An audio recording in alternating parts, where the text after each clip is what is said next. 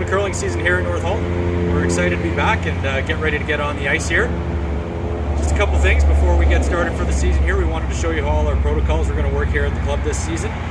So first and foremost, things are a little different than they were last year. Obviously, masks are a common usage around our daily lives now. So like other places here, we are required to wear a mask when we go into the building here. So there's a couple different styles masks that we're able to use.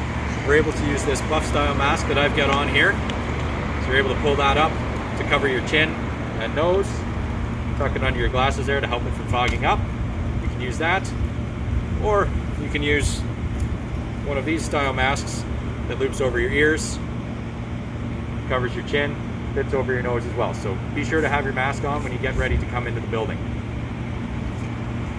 So when we are at the club here, you will be permitted to show up to your game 15 minutes ahead of time. You won't be able to enter the club until 15 minutes ahead of your scheduled draw time.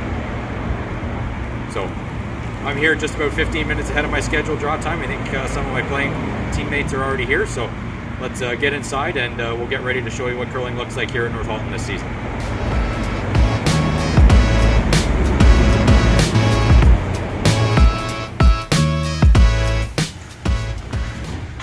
Upon entry to the club, we're going to have all members sign in using the Curl Ontario's contact tracing app.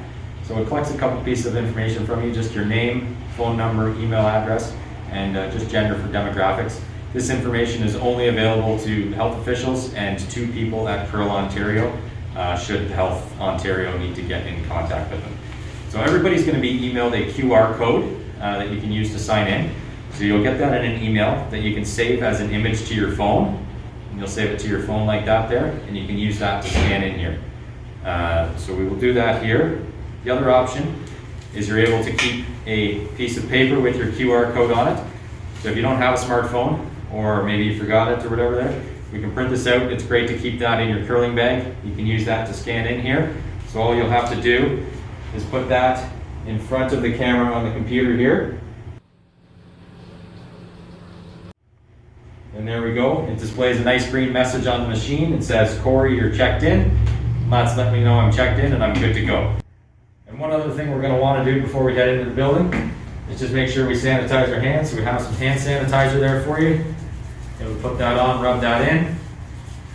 And now that we're checked in, hands are sanitized, and we've got our face mask on, we're good to go.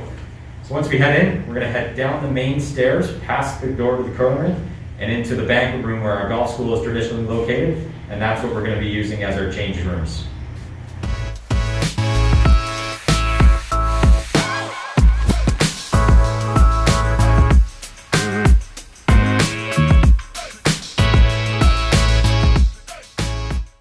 Now you will notice I did come dressed to curl since the locker rooms are closed, but we do have an area where you're able to change your curling shoes and store your gym bag while you're out on the ice.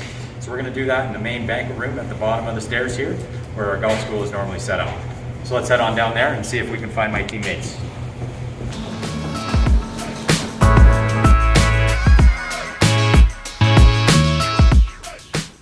Hey everyone, how's it going? Hey.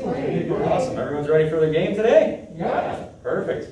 All right. Well, I'm just going to change my shoes here, and looks like I'm the last here, so everyone else appears ready, and we can go get the game started.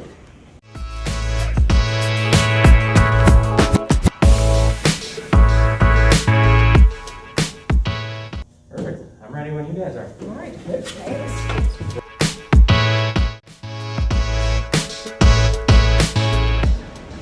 So we're all out here ready to start the game. Obviously things are a little different this year, so we aren't going to do the traditional handshake. But one thing we can do, or a couple things we can do to get started and introduce yourself, is either just give a little wave or a little broom tap. Good curling. So a good way to determine hammer to start your game off here, so there's no contact between anybody, or the spinners that we've had in the past will be removed, is to do rock, paper, scissors. Winner gets choice of hammer or color. So Alicia, you ready here? Ready. Okay. Rock, paper, scissors, shoot. All right, we'll take hammer. All right, we'll take red. Perfect. So before we get the game started, we just want to remind everybody about your rocks. Whatever two rocks are yours are going to be yours for the game. There shouldn't be any switching of rock handles between players amongst the game. So if you're the lead of the yellow team here and you're throwing the 1 and 2 rocks, you're going to throw the 1 and 2 rocks for the entire game. Now we are sanitizing the rock handles between every draw here. And the way that you're going to tell the rock handles are sanitized is that they're going to be in this neat, organized fashion with the handles straight. So when you're done at the end of the game, please do not straighten the handles for us. Leave them a mess, that's fine. We will sanitize them and straighten them up, and that will be the way that everyone can know whether rock handles have been sanitized or not.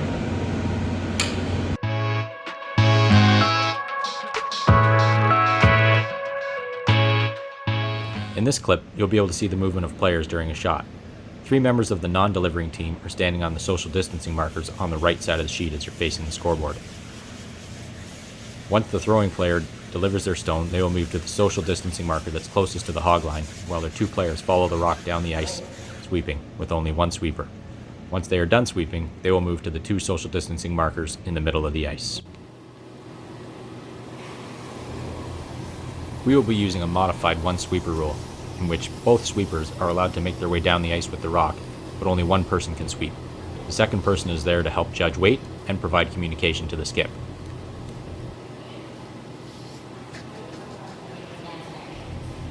The 1 designated sweeper is the only person allowed to sweep the rock. So even as the rock comes into the house, the skip must move out of the way so that this 1 designated sweeper can continue sweeping any of the opponent's stones behind the tee line. The opposing skip is not allowed to sweep behind the tee line either.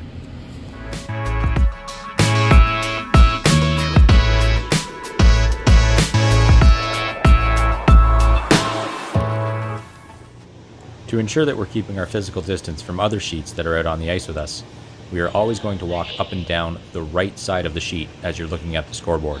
So when odd numbered ends, this means all movement will be up and down the right side of the sheet, while in even numbered ends, all walking movement will be up and down the left side of the sheet.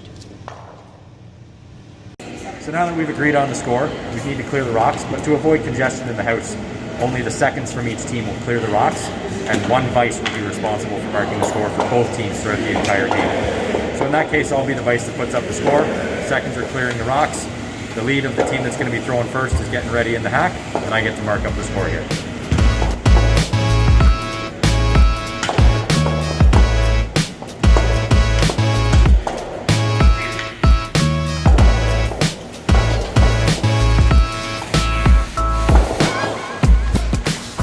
And now we're ready to start our next end.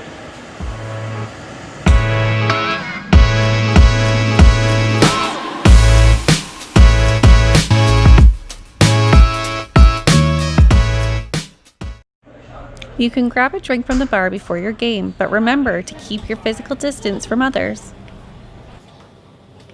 Unfortunately, at this time, no mingling or standing is permitted. You must go directly to your table and take a seat. The servers will be over shortly to take your drink order. While you're enjoying your drinks after your game, please make note of the signs on the table that indicate what time you must vacate the lounge after your drinks. Due to building occupancy requirements, you're not allowed to have more than 50 people in the building, plus another additional 50 people in the ice rink. Leaving at the proper times will help make sure we stay within these limits. One other change is to the alcohol service policy within the province of Ontario. During these times, alcohol service must stop at 11 p.m. So if you're on the late draw, you are able to pre-order your drinks before you go onto the ice by heading up to the bar. Your drink will be waiting for you when you're done your late draw game. The other change to that requirement is that all staff must be out of the building by midnight. This is going to require all members to be out of the building by 11:45. So if you are on the late draw, please remember you must be done and out of the building by 11:45.